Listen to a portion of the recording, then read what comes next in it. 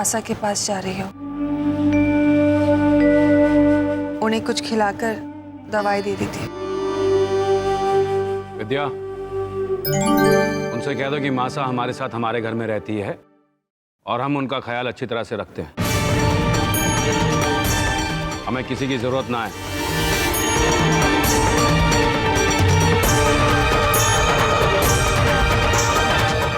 मासा को सूप पिला दिया? जी। अच्छी बात है, तो फिर जाकर मासा को दवा खिला दो ताकि किसी और को तकलीफ ना हो।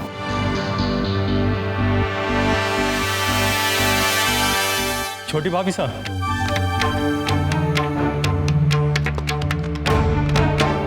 क्या हुआ रमेश भैया?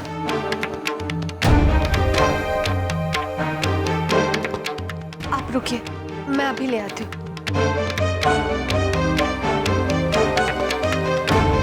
ये बात है रमेश, कुछ चाहिए थारे को क्या? जी वो जय बाबू ने सारिका बहू जी की किताबें मंगवाई हैं।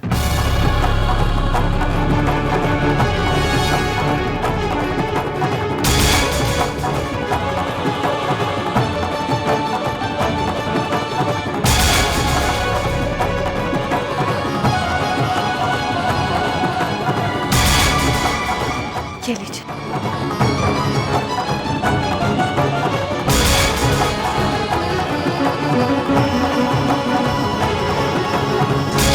तू घर की नौकरानी है क्या?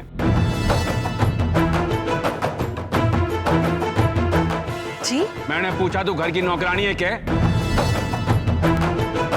तो फिर सारिका की किताबें क्यों लेकर आई तू?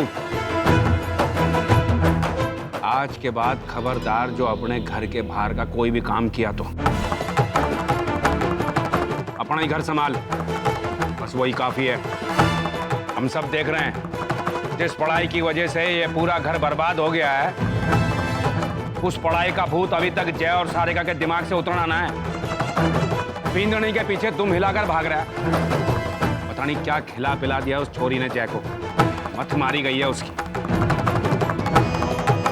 यार हमें क्या पड़ी है, जिसका जन्मा है वो सोचे ना।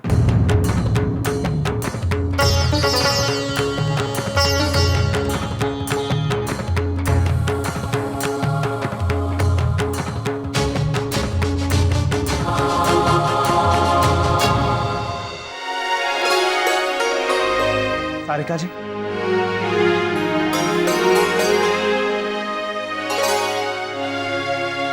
आप अभी तक तैयार नहीं हुई? जय जय, आपकी हर बात सर आंखों पर, लेकिन मुझे कॉलेज जाने के लिए मत कहिए। जिस कॉलेज, जिस पढ़ाई से घर वालों को इतनी नफरत है, अगर आज मैं दोबारा वही कॉलेज वापस जाऊंगी तो उन्हें कैसा लगेगा? मैं मानती हूँ कि मुझ पर लगाए गए इल्जाम सही नहीं है, लेकिन कभी कभी हमें जीवन में कुछ ऐसी चीजें करनी चाहिए जिससे अपनों को खुशी मिले। आप जानते हैं ना कि हमारा परिवार किन हालात से गुजर रहा है। ऐसे में अगर वो मुझे कॉलेज जाता हुआ देखेंगे तो क्या मैं उनसे कभी नजरें मिला पाऊंगी? कहिए चाची, हमने जो परिवार को एक करने का बीड़ा उठाया, क्या हम वो कभी पूरा कर पाएंगे? सारिका जी, मैंने आपको इतना कुछ समझाया, आप फिर वही बात कर रही हैं। मैं जानती हूँ कि आप मेरे अच्छे के लिए मुझे कॉलेज भेजना चाहते हैं, लेकिन आज अगर मैं कॉलेज चली भी गई तो क्या मेरा पढ़ाई में दिल लग पाएगा? नहीं जय जी, शादी के बाद आज तक मैंने आपसे कोई चीज नहीं मांगी, लेकिन आज मांग रही हूँ। इसे मेरा तोहफा समझिए या मेरी जिद, लेकिन मुझ पर कॉलेज जाने का दबाव मत डालिए।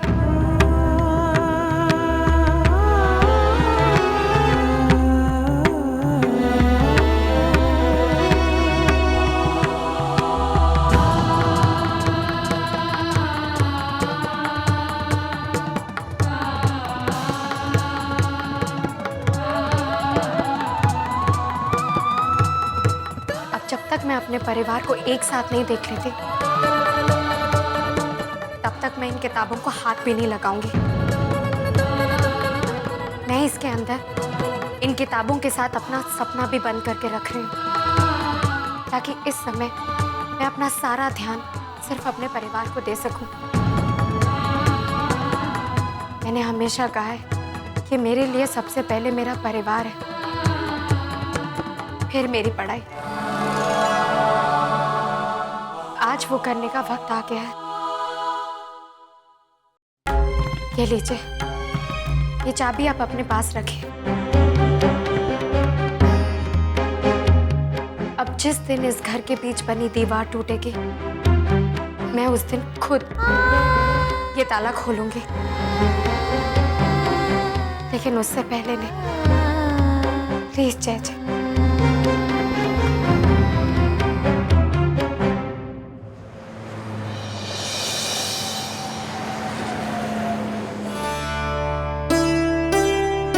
हेलो हेलो तरुणा, जय, तुम कब आए वापस? बस कल ही लौटा हूँ। तुम कॉलेज में हो? हाँ, लेकिन सारिका कॉलेज क्यों नहीं आ रही है? वो एक्चुअली इन दिनों परिवार में जो कुछ हुआ उसकी जिम्मेदार वो खुद को मान रही। अच्छा तरुणा, मुझे ये बताओ कि ज्यादा से ज्यादा सारिका कितने दिनों की छुट्टी ले सकती है? अगर तुम मेडिकल सर्टिफिकेट सबमिट करते हो तो सारिका 7 दिन तक लीव ले पाएगी। अगर उससे ज्यादा एब्सेंट रही तो अटेंडेंस भी कम होगी और फिर हो सकता है उसे फाइनल एग्जाम में बैठने ना दिया जाए। जय, प्लीज सारिका को मनाओ कि वो कॉलेज आना शुरू कर दे, वरना उसकी इतने दिनों की मेहनत बेकार हो जाएगी। मना तो मैं उसे लूंगा, लेकिन फिलहाल वो मेरी बात नहीं मानेगी और अगले 7 दिनों में कुछ ऐसा करना होगा जिसकी वजह से वो कॉलेज आना शुरू कर दे। अपने हाथों से उस बक्से को खोले जहां उसने अपनी किताबें बंद कर दी है। सारिका के सपने टूटने नहीं देगा उसका भी। सारिका डॉक्टर जरूर बनेगी।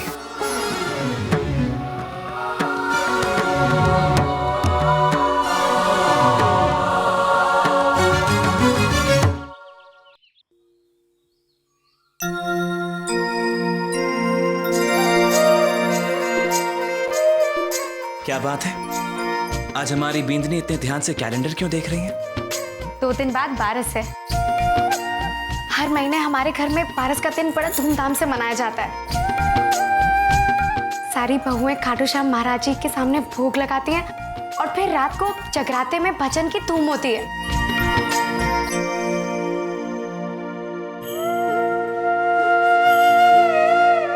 लेकिन इस महीने भी बारस धूमधाम से मनाया जाएगा। लेकिन अरे जब इरादे बना ली है तो लेकिन वेकिन की तो कोई गुंजाइश है ही नहीं। हर महीने की तरह बारस में इस बार भी वही धूम होगी। सारी बहुएं मिलकर भोग लगाएंगी और भजन भी होगा। लेकिन अगर हम अपने प्लान के हिसाब से चले तो। जय जी, मुझे तो बहुत डर लग रहा है, कहीं हमारा प्लान फ्लॉप हो गया तो। आपने कोई प्लान बनाया और उसकी इतनी हिम्मत कि वो फ्लॉप हो जाए। For your kind information, plan के मुताबिक काम शुरू भी हो चुका है। सच? मच। एक मिनट। हेलो,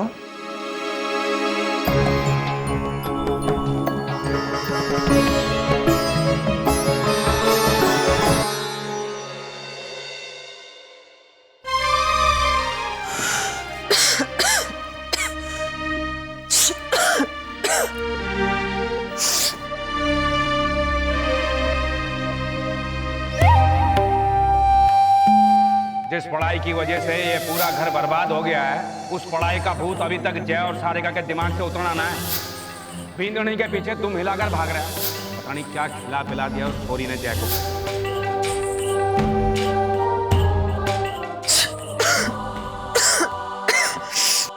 संतोष जी, आप लोग यहाँ मारे को बुलाया होता। सर्दी की दवाई लेके ना। जी, सवेरे काढ़ा लिया था, कल तक ठीक हो जाऊंगी। तारा से कुछ बात करनी थी। जी। देख संतोष, मैं जानूं कि हमारे जीवन में, हमारे परिवार में इस वक्त बहुत उथल पुथल चल रही है, लेकिन फिर भी चाहूं कि उसका असर हमारे जीवन पे ना हो, हमारे तीज त्योहार, हमारी परंपरा पे ना हो। मैं कुछ समझी नहीं। 2 दिन के बाद बारस है और बाबूजी चाहे हैं कि हमेशा की तरह इस बार भी बारस बड़ी धूमधाम से मनाई जाए। किस किस सोच में रहती हो बहू? जी बाबूजी, वो हालात चाहे जो भी हो, भगवान की सेवा पूजा में कोई कसर ना छोड़ना। यही एक इंसान की परीक्षा की घड़ी हुए है। मैं चाहूं हूं कि हर महीने बारस जैसे मनाया जाता है, इस महीने भी वैसे ही मनाया जाए, सबके साथ। सबके साथ?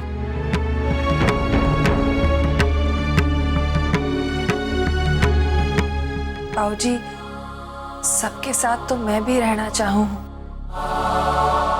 लेकिन तू चिंता ना कर, घनश्याम से इस बारे में मैं बात करूंगा। तू बस तैयारी कर। जी बाबूजी, लेकिन बाबूजी इस बार बाहर के लोगों को ना बुलाया जाए तो? क्यों?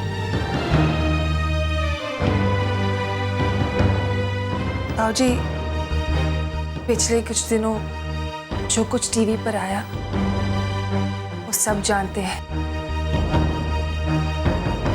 पर अब तक किसी को बंटवारे के बारे में कुछ नहीं पता। अगर घर की बात घर के अंदर ही रहे तो अच्छा होगा। जैसा थारे को ठीक लगे, लेकिन कोमल बिटिया को जरूर बुला लेना।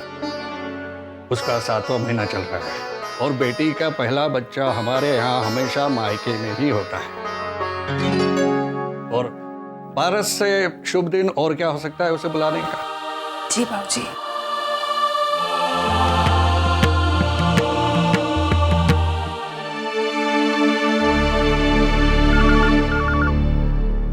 हेलो, घनी खम्मा, संतोष बोल रही हूँ। खमा घनी समदन जी, बड़ी जल्दी याद आ गई आपको अपनी बेटी की। सिर्फ 1.5 महीना बचा है उसके माँ बनने में। जी वो मैं सब समझती हूँ आप लोगों की हालत, टीवी पे सब देखा था। ना जी, काफी कहीं सुनी बातें हैं। खाटू श्याम जी ने चाहा तो सब ठीक हो जाएगा। वो हर महीने हमारे यहाँ बारस होता है, तो इस बार हमने सोचा क्यों ना कोमल को बुला लिया जाए। शुभ दिन है और हमारे यहाँ पहला बच्चा हमेशा ननिहाल में ही होवे। हाँ हाँ, क्यों नहीं जी, मैं आदेश को भेज दूंगी। जी। वो मैं कहना चाह रही थी कि इस बार बारस पे हम भी कोमल के साथ आना चाहेंगे।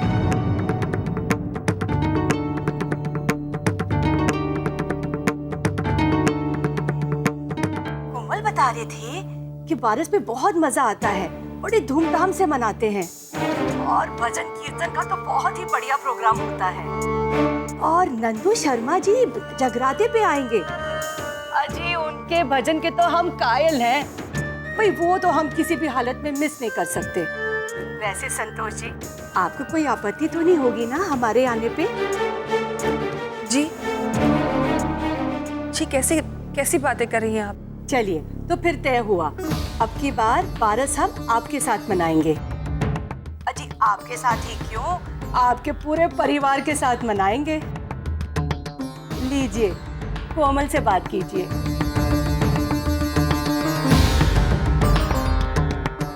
हेलो माँ। कोमल, थारे ससुराल वाले भी इस बार बारिश में हमारे यहाँ आना चाहते हैं। तो इसमें क्या हुआ माँ, आने दीजिए ना, बहुत मजा आएगा। हमारा मतलब है कि इस बार हम लोगों ने सोचा कि कुछ ही लोगों को बुलाया जाए। प्लीज माँ, हम क्या बाहर के हैं? और आज मम्मी ने आने की खुद इच्छा जाहिर की है। अगर मैंने उन्हें मना किया ना माँ, तो मेरा यहाँ जीना मुश्किल हो जाएगा। कहीं फिर से तो कुछ नहीं किया सारिका भाभी ने, जो आप हमें आने से रोक रही हैं? ऐसा ना है कोमल, तू ना जाने थारी कितनी चिंता है हमारे को। प्लीज माँ, रहने दीजिए। दिन में जितनी बार आप अपनी लाडली बहू सारिका की तारीफ करती होंगी ना, झूठे मुंह मुझे याद भी नहीं करती हूँ। ऐसा ना है कोमल, अब तो मैं सारिका। देखा, फिर से आपकी जुबान पर सारिका भाभी का नाम आ ही गया ना। जिस दिन सारिका भाभी टीवी पे दिखी थी, पत्रकार उनसे पोद्दार परिवार के खिलाफ बोलने पर बधाइयां दे रहे थे, उसी दिन मुझे यहाँ मेरे घर में ताने सुनने को मिले माँ। पारस तो बस एक बहाना है। सासू माँ आपके घर आकर ये देखना चाहती हैं कि वहाँ के हालात कैसे हैं। देख कोमल, मैंने आपसे पहले ही कहा था माँ, सारिका भाभी की मीठी मीठी बातों के पीछे जरूर कोई मकसद है। उनका ये त्याग, अपनापन, ये सब सिर्फ दिखावा है। कोमल देख, तू माँ बनने वाली है, अच्छे अच्छे विचार मन में रख, वरना बच्चे पर बुरा असर पड़ता है। तू बस अपनी सास। माँ, मैं अब उन्हें मना नहीं कर सकती। ठीक है कोमल, तू सबके साथ आना। रखती हूँ मैं। ठीक है माँ।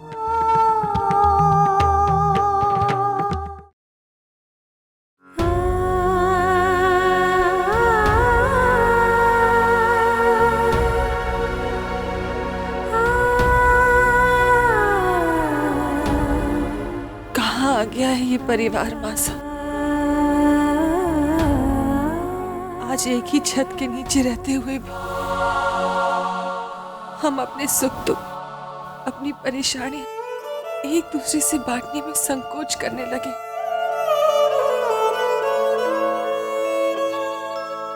दो दिन बाद बारस है और कोमल के घर वाले कोमल के साथ आना चाह रहे हैं। आशा, अगर वो लोग इस घर को इस हालत में देखेंगे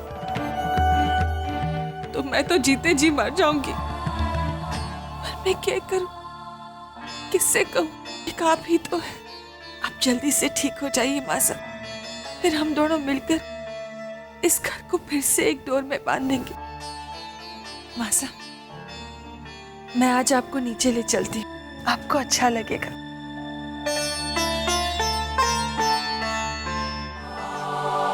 बस बस, आप जाइए।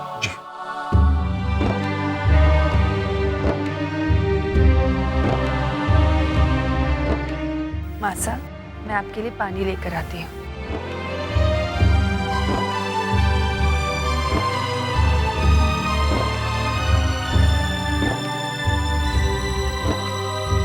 मासा को नीचे ले आई, बात ना बात कर दिखावा।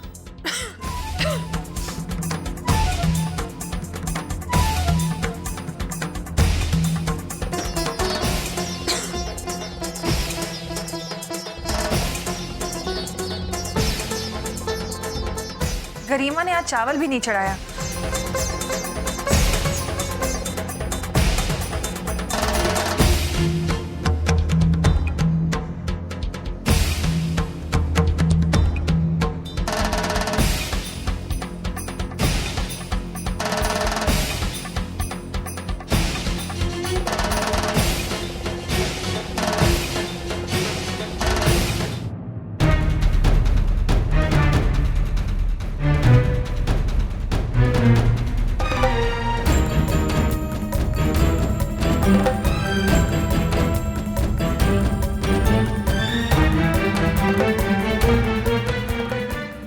पानी तो मैं भूल ही गई। क्या हो गया है हमारे को?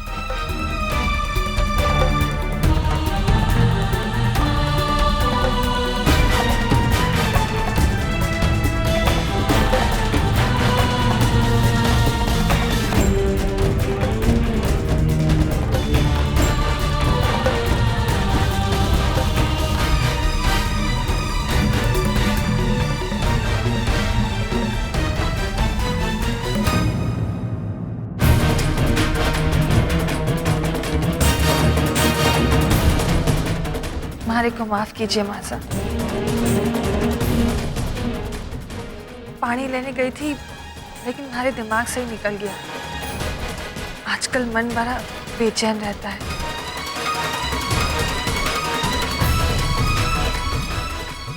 आप पानी पीजिए।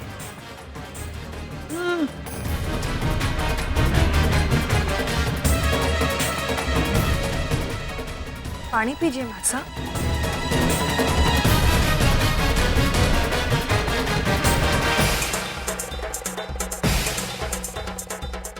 अरे, आपकी दवाई का समय हो गया है।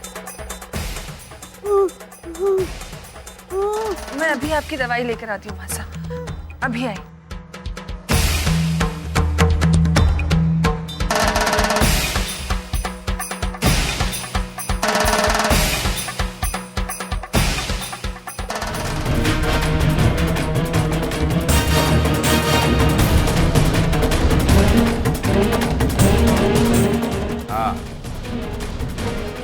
मासा को नीचे ले आई तुम्हारी दीदी। इतनी बार कहा है मैंने कि मासा के पास ही रहो, उनकी देखभाल तुम करो।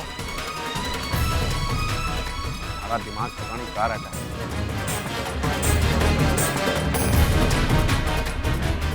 क्या हुआ?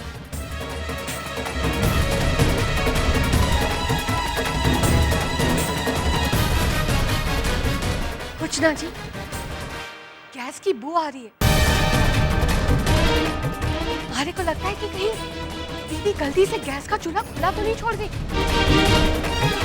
मैं देख कर आती हूँ। विद्या, मैं जो कह रहा हूँ तुम वो सुन रही हो क्या? अपनी हाके जा रही हो? बार बार उनके करीब जाने के बहाने मत ढूंढो, वरना मैं तुमसे दूर हो जाऊंगा, समझे? मुझे कोई बात ना आ रही है। अब जाओ, मासा को लेकर ऊपर जाओ और दवाई तुम ही खिलाना।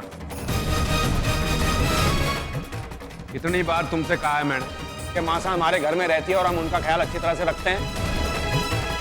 बाकी लोगों को दिखावा करने की जरूरत ना है। नंदू काका, मासा को लेकर ऊपर जाओ। क्या मासा को पहले कुछ खिला देना, खाली पेट कर कोई दवाई नहीं देता है।